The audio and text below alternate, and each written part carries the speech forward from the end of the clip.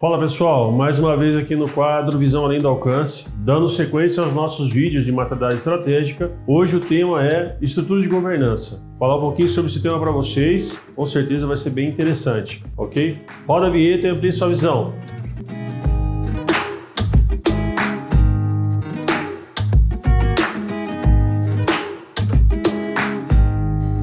Pessoal, é o seguinte, vamos falar sobre estrutura de governança. Lógico que a gente falar de governança, né, existe uma outra abordagem, existe um tema muito específico para isso. Então a governança, aqui nós não estamos falando da governança corporativa, um assunto totalmente à parte. A governança aqui é uma estruturação jurídica do seu negócio. Então, como que você define a estruturação jurídica do seu negócio? Governança corporativa é um assunto muito mais complexo, a gente está falando aí de compliance e tudo mais, esse assunto vai longe. Então, é um assunto até interessante da gente abordar num dos vídeos, falar um pouquinho sobre compliance. O que significa compliance? Todo mundo fala, todo mundo comenta, mas o que é o compliance? Mas aqui a gente vai falar sobre 3 tópicos muito simples, mas extremamente importantes. CNPJ, contrato social, participação dos sócios. Emerson, CNPJ, o que você tem para me dizer sobre o CNPJ? Primeira coisa que você tem que saber do seu CNPJ é, quando você for abrir o seu CNPJ, qual é o KNAI que você vai utilizar para o seu CNPJ. Além de razão social, de nome fantasia, que a gente acaba se apegando muito mais nessa parte. Mas a questão do KNAI é muito importante, é outra. Você pode ter mais de um KNAI, né? Então você pode ter aí vários KNAIs do seu CNPJ.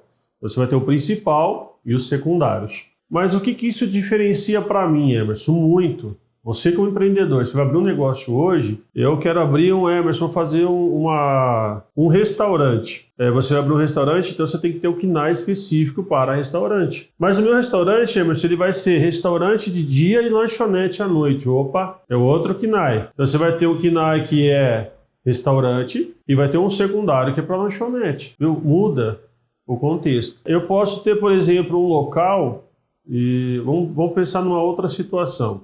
No meu caso, por exemplo, eu tenho uma empresa de consultoria, mas eu também dou treinamentos. Então eu tenho o meu KNAI principal, que é consultoria, e eu tenho o KNAI secundário de treinamentos. Se eu não tiver esse secundário, eu não posso dar treinamentos. Olha que interessante. Eu não posso exercer a profissão de treinador ou de professor para dar treinamentos, porque o meu KNAI não permite isso. É o Código Nacional de Atividade Econômica. Então é o que define a sua atividade. O que você pode ou não fazer como profissional, como empresa.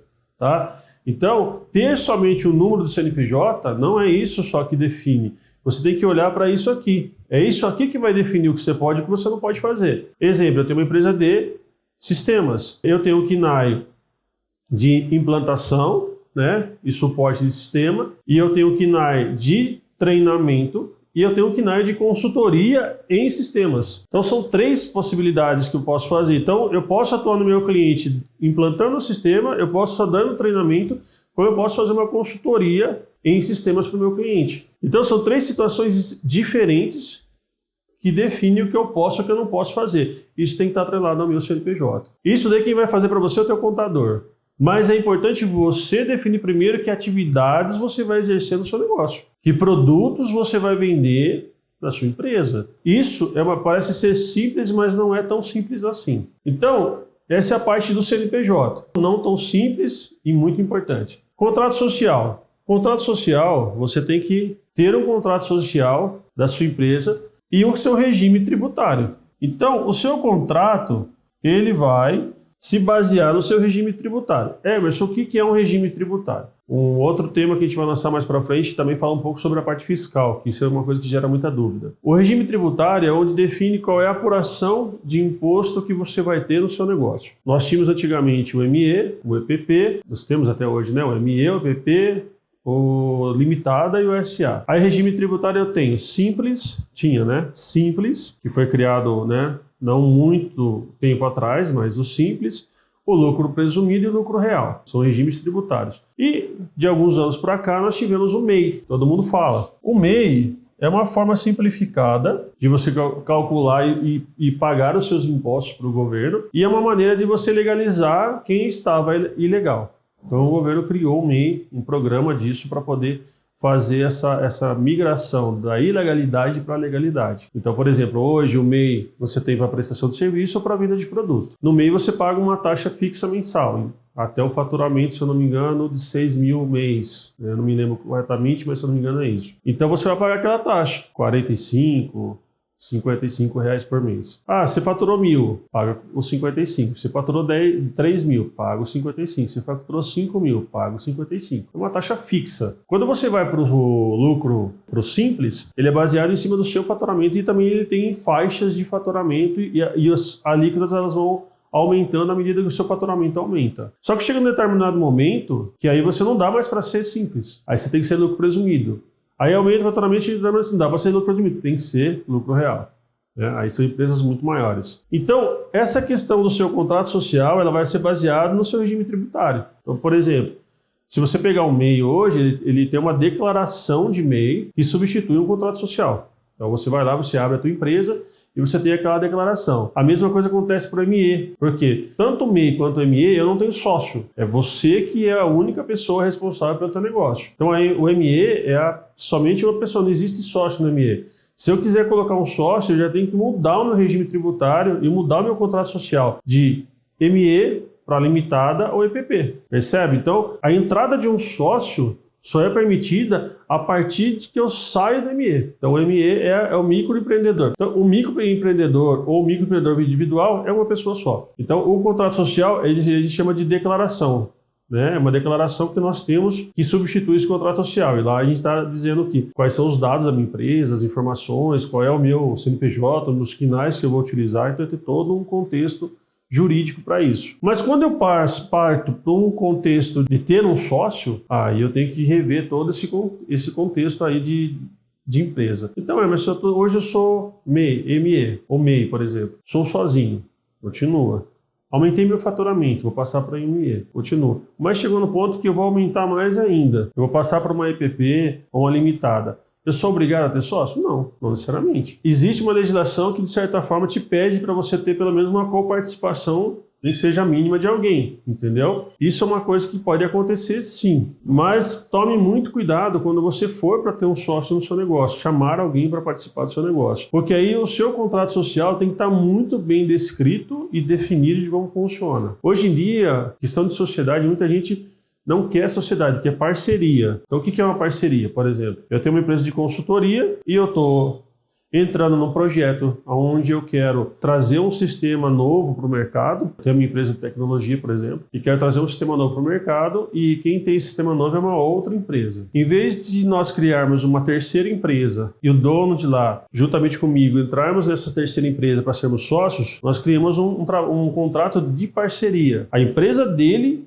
é parceira da minha empresa nesse projeto. Muita gente chama isso de joint venture, né? Que é uma unificação de duas empresas com um determinado negócio. Mas dentro desse contrato de parceria tem toda uma definição de responsabilidade, do que um está entrando, o que o outro está entrando, o que pode, o que não pode, o que cada um vai cuidar dentro desse projeto. Por exemplo, eu posso cuidar da parte de venda, implantação, treinamento e suporte. E ele cuidar de toda a parte de desenvolvimento, inovação na tecnologia, correção de erros, fica com a parte tecnológica do negócio. Olha que interessante isso. Então, nós criamos um contrato de parceria e esse contrato de parceria define exatamente o que cada um vai poder fazer, o que cada empresa é responsável por fazer. Eu não estou criando uma sociedade, né? Eu não estou criando um contrato social, uma sociedade onde a empresa dele é sócia, eu sou sócio. Não, muito mais complexo. Hoje todo mundo parte mais para o contexto mais simples de criar uma parceria. Então, quando você define um contrato social com sócios, esse contrato social tem que estar muito bem definido. Quais são as cotas, quais são as responsabilidades e tudo mais. Então, você tem que estar muito bem formatado. Principalmente quando envolve família. A gente sabe que é um contexto mais complexo e mais complicado e mais delicado. Participação dos sócios. Então, vamos dizer o seguinte. Eu montei uma sociedade com o Douglas aqui, que é o nosso consultor de vendas. Inclusive, a pessoa também que tem a empresa dele de foto e vídeo, que trabalha com foto e vídeo também. Vamos dizer o seguinte, que eu fiz uma sociedade com o Douglas. Primeira coisa que eu perguntar para o Douglas, você vai trabalhar no negócio? O Douglas falou assim, não, mas eu não vou trabalhar no negócio, só quero investir. Opa! Então quer dizer que o Douglas, ele é um sócio investidor. Ele não vai atuar no negócio. Aí se eu virar para ele e falar assim, Douglas, e aí, você vai trabalhar? Não, mas eu vou trabalhar junto com você.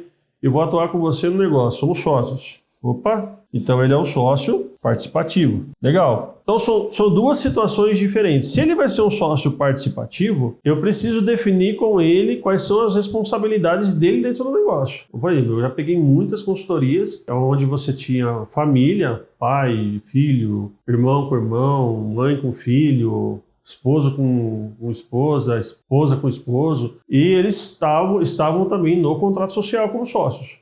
E suas coparticipações, suas cotas. Só que na empresa não estava definido o que cada um ia fazer. Então não tinha um organograma. Estavam lá. Um ajudava no financeiro, o outro ajudava em vendas, o outro ajudava na produção, o outro ajudava em compras, o outro dava palpite no financeiro. Quer dizer, não tinha uma responsabilidade, uma definição do que cada um deles vai fazer, ou iria fazer, né? Então a primeira coisa que eu faço vamos lá, pessoal, vocês que fazem parte do contrato social, venham aqui. Vamos definir a responsabilidade aqui dentro da empresa. E aí você começa a olhar, bom, pelo perfil, o João é um cara comercial, então ele vai ser o diretor comercial. A Maria é uma pessoa mais focada em financeiro, então ela vai ser uma diretora financeira. O José é um cara que tenha conhecimento técnico, então ele vai ser o diretor de produção. Então você começa a definir responsabilidades. Então é o seguinte, vamos mudar aqui um pouquinho. José, você é o cara da produção. A Maria é a pessoa do financeiro e o João é a pessoa do comercial. Então, se der um pepino na produção, quem tem que resolver é o José. Mas eles são sócios. Então o João pode vir aqui e dar palpite no José. Não. O João não pode mandar na equipe de José, nem o José mandar na equipe do João. Porque vai dar problema, vai dar conflito. Mas os dois são donos, mas tem que estar definida a responsabilidade de cada um. Se eu não definir a responsabilidade de cada um vai ficar metendo o bedelho no outro. E aí você vai gerar uma coisa chamada conflito. Olha que rolo que vai dar. E aí quando você fala de conflito entre uma empresa e que as pessoas não são família, é uma coisa. Quando as pessoas são família, esse conflito vai externamente, vai para casa, vai para a convivência pessoal deles. Então quando eu falar que o José, ele é o cara da produção, ele tem que responder por tudo que acontece na produção. A Maria é do financeiro, ela vai ter que responder por tudo do financeiro. E o João é do comercial, ele vai responder por tudo do comercial. Só que eles todos fazem parte de uma coisa chamada conselho, porque eles são sócios. Então eles são sócios, eles são do conselho, só que dentro da empresa cada um tem a sua responsabilidade. Isso é muito, muito, muito importante para que exista uma harmonia de trabalho e um profissionalismo no negócio. Olha que coisa interessante, nós estamos falando de uma coisa que está relacionada à parte jurídica, né, estrutura de governança jurídica, relacionada à participação dos sócios, e eu estou levando isso lá para o processo. Eu não estou falando só no papel. Participação dos sócios no papel, não. Participação dos sócios ali, no dia a dia, na responsabilidade de cada um. Então, isso daqui tem que ser feito. Essa divisão tem que existir. Então, cada um tem que ser responsável por um setor dentro da empresa. Então, se você tem lá 4 sócios, 3 sócios, 2 sócios, opa, o que você vai fazer? Por qual área você vai ser responsável operacionalmente, porque ele é um sócio participativo. O sócio que é investidor, ele não vai olhar para isso, ele simplesmente vai chegar e falar assim, bom, conselho, mostra para mim o resultado. Dentro desse resultado, quanto que sobrou de lucro? E aí, desse lucro, ele vai pegar a parte que cabe a ele. Ele é sócio investidor. Ele não quer saber como é que está acontecendo, o que está acontecendo aqui no dia a dia. Ele quer saber o resultado final. Então, como que foi esse mês? Como que foi? Por que nós fechamos no negativo? Eu sou investidor, eu estou colocando dinheiro aqui dentro. Mas antes de eu pôr dinheiro, eu quero saber por que esse resultado foi negativo. Então, esse é um ponto importante para a gente poder observar. Mas ele não está aqui no operacional. Por outro lado, esse nosso amigo aqui, que é o sócio participativo, ele tem direito, por ele estar trabalhando dentro da empresa, a uma coisa chamada prolabore, que muitas vezes a gente confunde isso e não entende que tem que ser definido esse prolabore. Então não adianta, eu sou o dono, então eu pego hoje R$50, R$100, 200, 300 do caixa, lono financeiro lá na Maria, e fala, Maria, paga esse boleto da escola do meu filho, ô Maria, paga a parcela do meu carro, e a Maria vai pagando.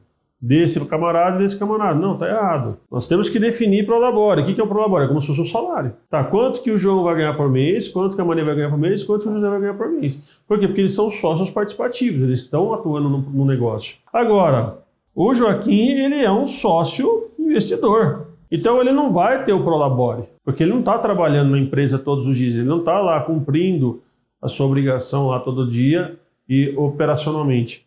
mas ele quer saber o resultado final para ter a parte dele no lucro. Então significa, Emerson, que o José, a Maria e o João, além deles terem um salário, porque eles trabalham numa empresa que a gente chama de Prolabore, eles ainda vão ter uma participação se tiver lucro? Sim, eles são sócios. Só que como eles trabalham, eles têm direito a ter um recurso disso. Como que eu calculo um Prolabore? Aí vai depender muito de cada um. Vai depender muito da empresa, do negócio, do produto, do serviço que você vende. Isso é um assunto até que rende um novo vídeo, tá? Muita gente me pergunta sobre isso. Qual seria o ideal? Uma coisa que eu sei que é importantíssimo é você identificar quanto você precisa para sobreviver ou para ter a sua vida pessoal atendida. Quando você sentar e colocar no papel tudo que você gasta na sua vida pessoal, você como empresário, e olhar falando, olha, coloca tudo. Passeio de final de semana, parcela do carro, da escola das crianças, o que você gasta com as crianças, a unha da sua esposa, o cabelo da sua esposa, tudo que você faz na sua vida pessoal, quanto você gasta de padaria, de mercado, colocar tudo no papel, e aí você vai somar tudo aquilo e vai falar assim, nossa, a minha vida custa para mim R$5.000. Esse é o seu Prolabore. Como a tua empresa vai pagar isso para você é outro contexto e é uma outra conversa. Mas você já saber quanto que é o teu Prolabore, isso é algo muito importante. Porque eu já cheguei a ter um cliente meu que ele falava para mim assim, ó, Emerson, eu tiro R$15.000 de Prolabore. É só isso que eu tiro, só para você ter uma ideia. Tudo bem que o faturamento da empresa dele era alto. R$15.000. Eu comecei a questionar alguns pontos e comecei a perceber que esses 15 mil ele tirava do caixa de dinheiro, mas ele pagava a conta de água, luz, telefone, internet, compra, escola dos netos, tudo no caixa da empresa. Então eu pedi para ele fazer esse levantamento e ele chegou no número de R$25.000. E aí ele começou a entender quanto realmente ele estava tirando do negócio dele. Então, não adianta eu achar que eu estou tirando o Prolabore de X se eu tenho todos esses desvios do financeiro. Então eu tenho que realmente fazer uma separação do que é vida pessoal e do que é da empresa. E uma coisa muito importante, um recado final aqui para a gente poder finalizar o vídeo, para a gente concluir esse vídeo. A sua empresa, ela é uma pessoa jurídica. Então, assim como ela é uma pessoa, você tem que respeitá-la como pessoa. Então, você tem que realmente ter um acordo muito sério com a sua pessoa jurídica para que você defina exatamente o que é dela e o que é seu. Quando você conseguir fazer isso, com certeza, se hoje você não tem hoje uma saúde financeira, você pode começar a ter daqui a um tempo. Então essa divisão é muito importante e tem que ser muito clara. Legal? Pessoal, mais uma vez, vai lá, clica lá no nosso canal do YouTube, segue o Grupo Visão por lá, nos acompanhe nas redes sociais, tem bastante material bacana para vocês ali. Fiquem à vontade para comentar nossos vídeos e as nossas publicações e com certeza, se podemos trazer algum tipo de retorno para vocês, até de conhecimento, com certeza eu estou feliz pra caramba, tá bom? Um forte abraço e até a próxima.